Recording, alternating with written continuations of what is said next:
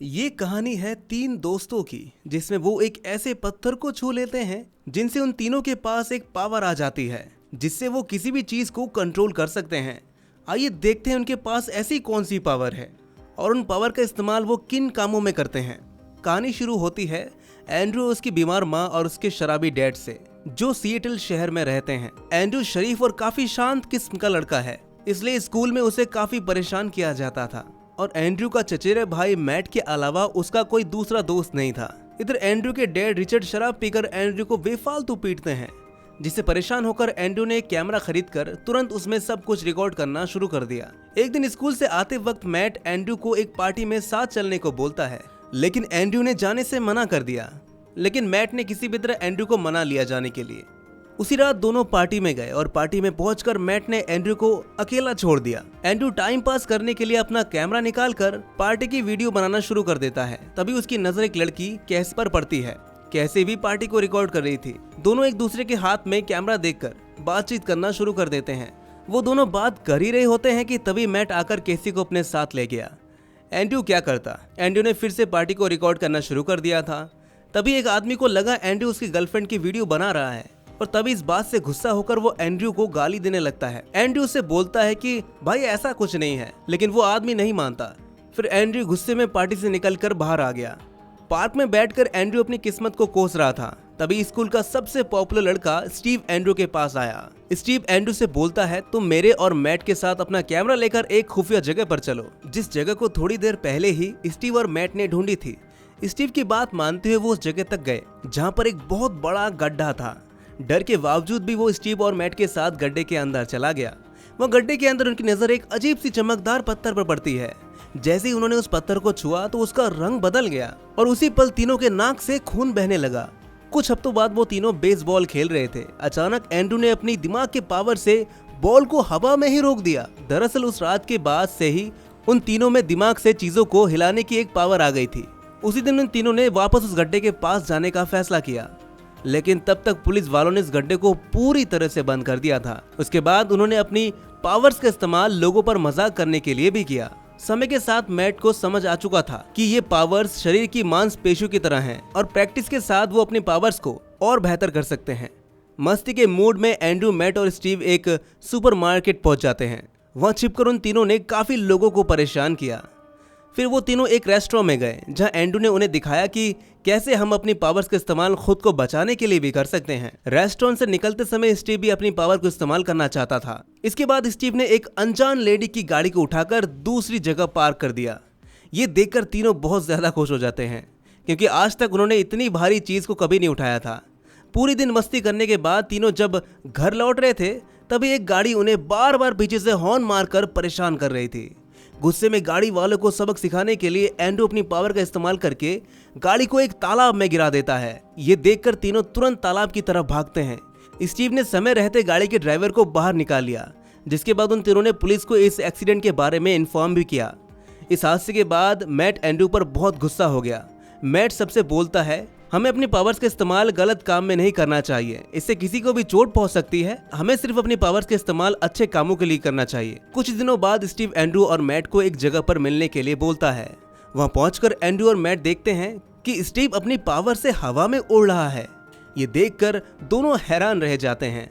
Steve की देखा देखी में मैट भी हवा में उड़ने की कोशिश करता है, लेकिन मैट सीधा जमीन पर आ गिरता है। लेकिन वहीं एंड्रू बड़ी सावधानी से स्टीव की तरह उड़ने में कामयाब हो जाता है। अगले कुछ दिनों में तीनों दोस्त मेहनत से प्रैक्टिस करके हवा में उड़ने में पूरी तरह से माहिर हो जाते हैं। एक दिन तीनों आसमान में फुटबॉल खेल रहे थे, तभी एक हवाई जहाज उनके बहुत करीब से गुजरता है, जिस वजह से स्टीव ने अपना बैलेंस खो दिया और वो तेजी से नीचे गिरता है। लेकिन सही समय पर एंड्रू ने समझदारी दिखाते हुए बीच हवा में ही स्टीव को गिराने से बचा लिया। पर इस दौरान एंड्रू स्टीव को बचाने के चक्कर में खुद जमीन पर आ गिरता है। खैर तीनों बच तो जाते हैं और किसी को चोट भी नहीं लगती। कुछ दिनों बाद तीनों ने अपना ग्रेजुएशन कंप्लीट कर लिया और फिर तीनों मिलकर उड़ के पूरे दुनिया में घूमने का प्लान करते हैं। तभी एंड्रू स्टीव और मैट से बोलता है, मैं तिब्बत जाना चाहता हूँ। मुझे तिब्बत की शांति बहुत पसंद है और मैं अपनी पावर से इसे और भी गहराई से महसूस करना चाहता हूँ।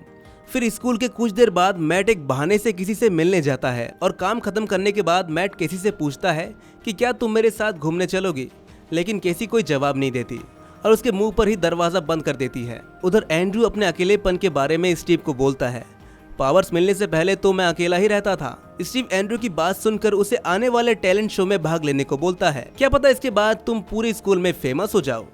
अब कुछ दिनों बाद टैलेंट शो में स्टीव और एंड्रू अपनी पावर्स का इस्तेमाल करके कई ट्रिक्स दिखाते हैं जो उस टैलेंट शो में मौजूद हर किसी को बहुत पसंद आता है। उसी रात स्टीव और मैट एंड्रू को एक पार्टी में ले जाते हैं। वहाँ सभी लोगों ने वहाँ उसकी बहुत तारीफ की और पहली बार एंड्रू खुद को अकेला महसूस नहीं कर रहा था, इसीलिए पार्टी में उसे बहुत मजा आ रहा था।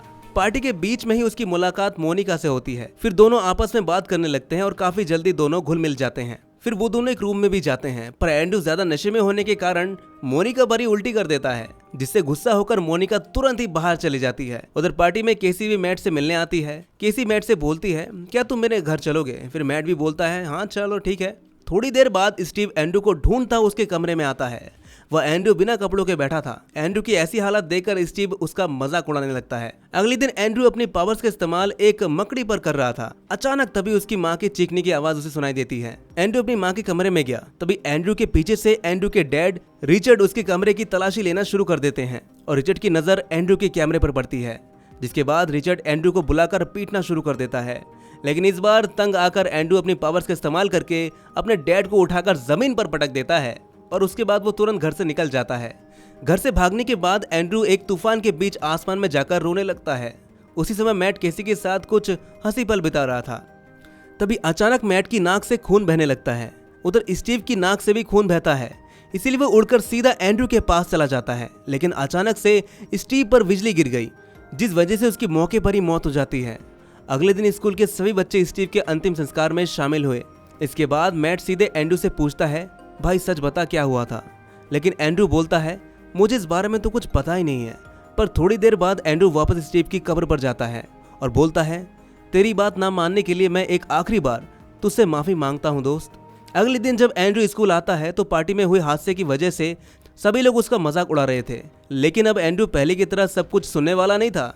उसने अपनी पावर्स का इस्तेमाल करके एक लड़के का दांत ही निकाल दिया। ये देखकर वहाँ मौजूद सभी बच्चे बहुत डर जाते हैं। उसी शाम मैट स्कूल में हुई लड़ाई के लिए एंड्रू को समझाने के लिए उसके घर जाता है, लेकिन एंड्रू मैट की कोई बात सुनने को तैयार ही नहीं है। उनकी बहस इतनी ज्यादा बढ़ जाती है कि मैट एंड्रू को मुक्का मारने की कोशिश भी करता है, लेकिन एंड्रू मैट को भी अपनी पावर से रोक देता है। इसके बाद मैट चुपचाप वहाँ से चला जाता है। अगले दिन जब एंड्रू अपनी माँ के लिए दवाई लेने के लिए कॉस्मेटिक की दुकान पर जाता है तो एंड्रू देखता है सभी दवाइयाँ बहुत महंगी हैं और मेरे पास दवाई लेने के लिए पूरे पैसे नहीं हैं। अगले कुछ दिनों तक एंड्रू पैसे कमाने के लिए अलग अलग तरीके ढूंढता रहता था। एक दिन एंड्रू इतने गुस्से में आ जाता है कि उसने लोगों को लूटने का प्लान ही बना लिया। इसके लिए एंड्रू अपने डैड के फायर फाइटर सूट का इस्तेमाल करता है। सबसे पहले एंड्रू एक गैंग को लूटता है, लेकिन तब भी पूरे पैसे नहीं होते, इसलिए वो एक दुकान में जाता है। वहाँ एंड्रू अपनी पावर्स की मदद से सारे पैसे अपने बैग में डाल देता है, लेकिन जैसे ही वो दुकान से बाहर निकलता है दुकानदार उसे रोकने के लिए बंदूक निकाल लेता है। गोली चलाने से पहले ही एंड्रू अपनी पावर की मदद से बंदूक का मुंह एक सिलेंडर की तरफ मोड़ देता है और गोली सिलेंडर में जाकर लगती है, जिससे वहाँ भयानक धमाका होता है। इस हादसे के बाद एंड्रू को एक हॉस्पिटल में भर्ती भी किया जाता है। वहाँ वो पुलिस की हिरासत में होता है। थोड़ी देर बाद एंड्रू के डैड रिचर्ड उससे मिलने आता है। रोते हुए रिचर्ड एंड्रू से बोलता है, तुम्हारी माँ तुम्हें ढूंढते ढूंढते मर गई। तुम्हारी माँ की मौत का जिम्मेदार कोई और नहीं बल्कि तुम हो। रिचर्ड एंड्रू पर गुस्से से चिल्लाने लगता है। तभी एंड्रू को होश आता है। एंड्रू गुस्से में हॉस्पिटल की दीवार ही तोड़ देता है, जिससे रिचर्ड को भी चोट लग जाती है। उधर मैट इस समय एक बर्थडे पार्टी में था। अचानक उसकी नाक से खून बहने लगता है। ये देखकर मैट समझ जाता है कि एंड्रू बहुत ज्यादा गुस्से में है। साथ ही मैट की नजर हॉस्पिटल में हुए धमाके की न्यूज पर पड़ती है।